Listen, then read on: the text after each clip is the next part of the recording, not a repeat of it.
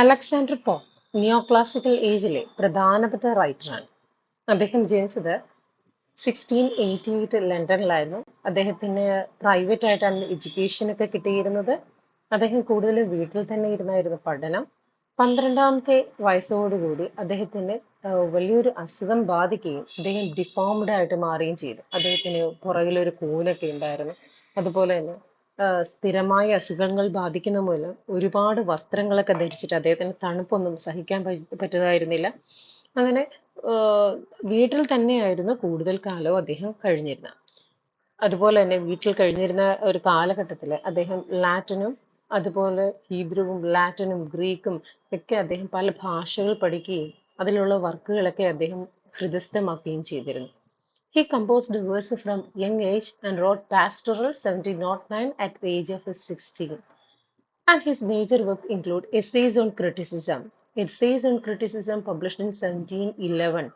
Essays on criticism എന്ന് വെക്കുമ്പോൾ അത് എസ്സേ അല്ല, it's a critical poem on literary style and criticism. നമ്മുടെ പോയം എഴുതുന്നതിൻ്റെ അത്രയുള്ള സ്റ്റൈലിനെയും ക്രിറ്റിസിസത്തെയും കുറിച്ച് അദ്ദേഹം എഴുതിയിട്ടുള്ള ഒരു ക്രിട്ടിക്കൽ പോയം ആണ് essays on criticism. Then he wrote Windsor Forest published in 1713. Nature ഇമേജറിയെ കുറിച്ചിട്ടുള്ള എഴുതിയിട്ടുള്ള ഒരു പോയമാണ് വിൻസർ ഇമേജ്. ദെൻ ഒരു മോക്ക് എപ്പിക്കാണ് rape of the lock, it satirising the societal follies. Then he wrote numerous translations. ഹോമറിന്റെ Iliad ഒഡീസിക്ക് അദ്ദേഹം ട്രാൻസ്ലേറ്റ് ചെയ്ത് ഇംഗ്ലീഷിലേക്ക്. Then essays on man, essay on man അതൊരു പോയമാണ്. ഇറ്റ് ഈസ് ഡിവൈൻഡ് 4 പാർട്ട്. ഓക്കെ, നമ്മുടെ മനുഷ്യന്റെ പല അവസ്ഥകളെക്കുറിച്ച്, മനുഷ്യനെ പല അവസ്ഥകളിലൂടെ കണക്ട് ചെയ്യാണ് അദ്ദേഹം. മാൻ and place of universe, self and happiness, ഈ 3 തലങ്ങളിലൂടെ മനുഷ്യനെ കണക്ട് ചെയ്യുന്ന 4 ഭാഗങ്ങളായിട്ട് ഡിവൈഡ് ചെയ്തിട്ടുള്ള ഒരു പോയമാണ് എസ്സേ ഓൺ മാൻ. എന്നിട്ട് എസ്സേ ഓൺ ക്രിറ്റിസിസവും എസ്സേ ഓൺ മാനും ഒക്കെ പോയം ആണ് എന്ന് മനസ്സിലാക്കാം. Then his autobiographical works include Imitation of Horace, Epistle to Dr. Arbuthnot, and a dialogue. Heroic couplet. ഇനി നമുക്ക് heroic couplet എന്താണെന്ന് നോക്കാം. Heroic couplet, its definition is, it's a 2-rhymed iambic pentameter popular during neoclassical age. നേരത്തെ പറഞ്ഞത് heroic couplet introduce ചെയ്ത് Jeffrey ചോസ്റ്റർ ആണ്. അതിനെ perfect ചെയ്തത് ജോൺ ഡ്രൈഡൻ ആണ്. ഹീറോയിക് കപ്ലെറ്റ് എന്ന് പറയുന്നത് 2-rhymed iambic pentameters ആണ്. ഇത് ഏറ്റവും കൂടുതൽ പോപ്പുലർ ആയത് നിയോക്ലാസിക്കൽ ഏജ് ആണ്. And is used for epic, narrative, satiric and descriptive verses. And is introduced by Geoffrey Chaucer and is perfected by Pope. അത് ജോൺ ഡ്രൈഡൻ പെർഫെക്റ്റ് ചെയ്തു എന്ന് പറയുന്നു. ജോൺ ഡ്രൈഡൻ പോപ്പുലറൈസ് ചെയ്തു and is perfected by Pope. അതൊന്ന് നോക്കിക്കാണാം. It is introduced by Geoffrey Chaucer, it is popularized by John Dryden and is perfected by Alexander Pope. ഇതിന്റെ ഒരു significance, Pope's couplets were highly effective, less used by romantics and Victorians. ആ ഒരു പോപ്പിന്റെ heroic couplets എന്ന് വെച്ച് കഴിഞ്ഞാൽ അദ്ദേഹത്തിന് ആ ഒരു രീതിയിൽ എഴുതാൻ സാധിച്ചിരുന്നു, ഭയങ്കര ഇഫക്റ്റീവ് ആയിരുന്നു. പിന്നീട് ഈ ഹീറോയിക് കപ്ലെറ്റ്സ് റൊമാൻറ്റിക്സും വിക്ടോറിയൻസും ഒന്നും അധികം യൂസ് ചെയ്തിട്ടില്ല. It's a 2-rhymed iambic pentameter popularized in neoclassical age. It is used for epic, narrative, satiric and descriptive verses. Then എന്താണ് മോക്ക് എപ്പിക്? എപ്പിക് എന്ന് വെച്ച് കഴിഞ്ഞാൽ നമുക്കൊക്കെ അറിയായിരിക്കും, രാമായണം, മഹാഭാരതം, പാരഡൈസ് ലോസ്റ്റ്, ഇതെല്ലാം എപ്പിക്കുകളാണ്. മോക്ക് എപ്പിക് എന്താണ്? നേരത്തെ പറഞ്ഞ പോലെ എപ്പിക് എഴുതുന്നത് ഒരു ഗ്രാൻഡ് എലിവേറ്റഡ് ലാംഗ്വേജിലും സ്റ്റൈലിലും ഡിക്ഷനിലും ആയിരിക്കും.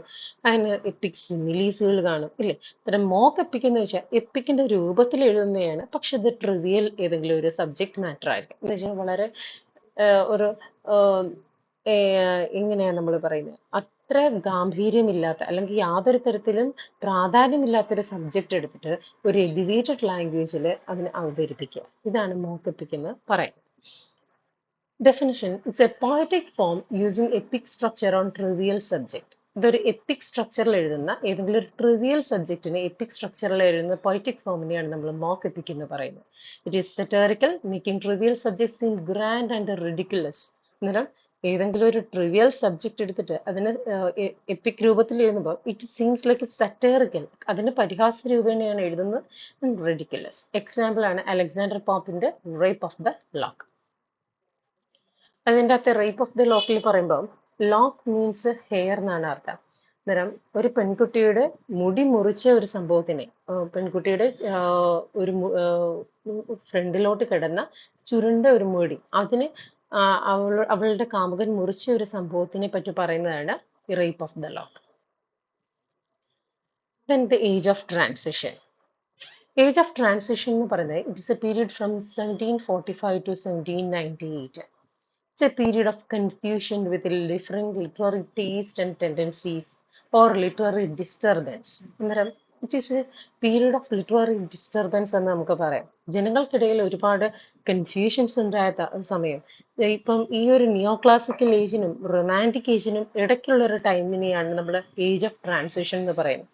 ജനങ്ങൾക്ക് നിയോ ക്ലാസിക്കൽ ഏജിൽ നിന്ന് ഒരു ഷിഫ്റ്റ് വേണോ എന്ന് ആലോചിച്ച് തുടങ്ങിയൊരു ഒരു ടൈം പീരീഡ്. സോ ലിറ്റററി ടേസ്റ്റിൽ ഡിഫറൻസ് വന്നു, അവരുടെ ടെൻഡൻസീസിൽ ഡിഫറൻസ് വന്നു. That create a kind of literary disturbance in their writings. ഇതിന് രണ്ട് മൂവ്മെന്റ്സുകൾ ഉണ്ടായി. That one movement is called classicism and other is romanticism. So writers like doctor Johnson adhered to traditional classical values. അന്നേരത്തേക്ക് നമ്മുടെ ആ ഒരു കാലഘട്ടത്തിലെ റൈറ്റേഴ്സ് ആയിട്ടുള്ള ഡോക്ടർ ജോൺസൺ പറഞ്ഞ് നമ്മളിപ്പോഴും ക്ലാസിക്കൽ ആ ഒരു റൈറ്റിംഗിൽ തന്നെ അഡ്ഹയർ ചെയ്ത് നിൽക്കണം, നമ്മൾ പുതിയ വാല്യൂസിലേക്ക് പോകണ്ട, അല്ലെങ്കിൽ ഇപ്പോൾ ഉള്ള വാല്യൂസ് ചേഞ്ച് ചെയ്യേണ്ടതെന്ന് പറഞ്ഞ് സ്റ്റബേൺ ആയിട്ട് നിന്നിട്ടുള്ള ആൾക്കാരായിരുന്നു ഡോക്ടർ ജോൺസൺ. അതുപോലെ തന്നെ it is A reaction against classical taste rising from 1730s തൊട്ട് ഈ ക്ലാസിക്കൽ ടേസ്റ്റിൽ ഒരു ഡിഫറൻസ് വേണം. ഇങ്ങനെ റീസണും തോട്ടും കൊണ്ടിരുന്നാൽ പോരാ, നമ്മുടെ ഇമോഷൻസിനെയും കൂടി നമ്മൾ എക്സിബിറ്റ് ചെയ്യണം, എക്സ്പ്രസ് ചെയ്യണമെന്ന് ആഗ്രഹിച്ചിരുന്ന ഒരു ഗ്രൂപ്പ് ഓഫ് റൈറ്റേഴ്സ് ഉണ്ട്. ആ റൈറ്റേഴ്സിനെയാണ് നമ്മൾ റൊമാൻറ്റിസ്റ്റ് റൈറ്റേഴ്സ് അല്ലെങ്കിൽ റൊമാൻറ്റിസിസം എന്ന് പറയുന്നത്. അങ്ങനെ ഈ രണ്ട് മൂവ്മെന്റ്സ് ഈ ഏജ് ഓഫ് ട്രാൻസിഷൻ പീരീഡിൽ എമർജ് ചെയ്തിരുന്നു. ഈ റൊമാൻറ്റിസ്റ്റിന്റെ കീ ഫീച്ചേഴ്സുകൾ എന്തൊക്കെയാണ്? ഇത് return to nature, interest in man's position in nature. So return to nature. എന്താണ് return to nature? Neo classical ഏജിൽ നമ്മൾ കൂടുതലും സംസാരിച്ചത് their poetry deals with urban life, അല്ലേ? Then their poetry deals with societal follies of high class society people, coffee houses, club houses, ഇതൊക്കെയാണ് പറയുന്നത്. എന്ന് വെച്ച് കഴിഞ്ഞാൽ ഒരു സിറ്റി ലൈഫിനെ പറ്റി ഡീൽ ചെയ്യുന്നതാണ് എന്താന്ന് പറയുന്നത് നിയോ ക്ലാസിക്കൽ പോയട്രി എന്ന് പറയുന്നത്. പക്ഷേ റൊമാൻറ്റിക് പോയട്രി എന്ന് പറയുന്നത് the deals with return to nature, നേച്ചറിനെ കുറിച്ച് ഡീൽ ചെയ്യുന്നതാണ്. അതുപോലെ തന്നെ ഈ സൊസൈറ്റിയിൽ മാൻ്റെ പൊസിഷൻ എന്താണ്, നേച്ചറുമായിട്ട് കണക്ട് ചെയ്യുമ്പോൾ മാൻ്റെ പൊസിഷൻ എന്താണ്. അതുപോലെ തന്നെ ഈ romantic poetry the deals with sympathy for poor and oppressed and the revolt against conventional techniques. നേരത്തെ പറഞ്ഞാൽ എന്താ, neo classical poetry adhered to the features of a precision and clarity, precision and order, ഇല്ലേ? ആ ഒരു structure, style, order, ഇതിനൊക്കെ ഭയങ്കര importance കൊടുത്തിട്ടുള്ള poetries ആയിരുന്നു നിയോ ക്ലാസിക്കൽ ഏജിൽ. അന്നേരം റൊമാൻറ്റിക് ഏജിൽ they revolted against these kind of conventional techniques and they love for supernatural and legends. അന്നേരം നമ്മളുടെ നിയോ ക്ലാസിക്കൽ ഏജിൽ എന്ന് പറയുമ്പോൾ റീസണും തോട്ട്സും ഒക്കെ എടുക്കുമ്പോൾ ഫാൻറ്റസിക്ക് അവിടെ സ്ഥാനമില്ല. അതുകൊണ്ട് തന്നെ imagination, super natural elements, legends, mythology, ഇതൊക്കെ അവർ അവോയ്ഡ് ചെയ്തിരുന്ന ഒരു സംഭവമായിരുന്നു. റൊമാൻറ്റിക് ഏജ് ആയപ്പോഴത്തേക്ക് ഇതിനൊക്കെ ഇമ്പോർട്ടൻസ് വന്നു തുടങ്ങി. ആൾക്കാർ ഇമോഷൻസിനെ പറ്റി ചിന്തിക്കാൻ തുടങ്ങിയപ്പോഴത്തേക്ക് ഈ പറഞ്ഞ മിതോളജിയും ലെജൻഡുകളും സൂപ്പർ നാച്ചുറൽ എലമെന്റ്സുകളും ഗോസ്റ്റുകളൊക്കെ അവരുടെ പോയത്തിലേക്ക് കടന്നു വന്നു. And it emotional appeal to rural life. അതുപോലെ തന്നെ റൂറൽ ലൈഫിനെ കുറിച്ച് എഴുതാനായിട്ട് തുടങ്ങി. അർബൻ ലൈഫിൽ മാറി നിന്നുകൊണ്ട് കൺട്രി ആൻഡ് റൂറൽ ലൈഫിനെ ചിന്തിക്കാൻ തുടങ്ങി. ഇതൊക്കെ റൊമാൻറ്റിസിസത്തിന്റെ ഫീച്ചേഴ്സുകളായിരുന്നു. Then a new learning happened. ഒരു പുതിയ യുഗം അവിടെ തുടങ്ങിയാണ്. A minor renaissance in the mid to late 18th century across Europe. അങ്ങനെ ഈ നിയോ ക്ലാസിക്കൽ ഏജിൽ നിന്ന് റൊമാൻറ്റിസിസത്തിലേക്കുള്ള ആ ഒരു ഏജിലേക്ക് ഒരു ഷിഫ്റ്റ് സംഭവിച്ചപ്പോൾ പുതിയ തരത്തിലുള്ള ചിന്തകളും തോട്ട്സുകളും ഫിലോസഫിക്കലായിട്ടും എല്ലാം മാറി മറിയാൻ തുടങ്ങി.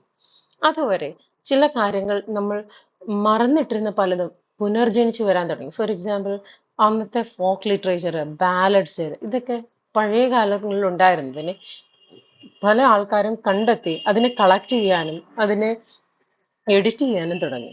അങ്ങനെ ബിഷപ്പ് പേഴ്സിയുടെ reliques of ancient English poetry published in 1765.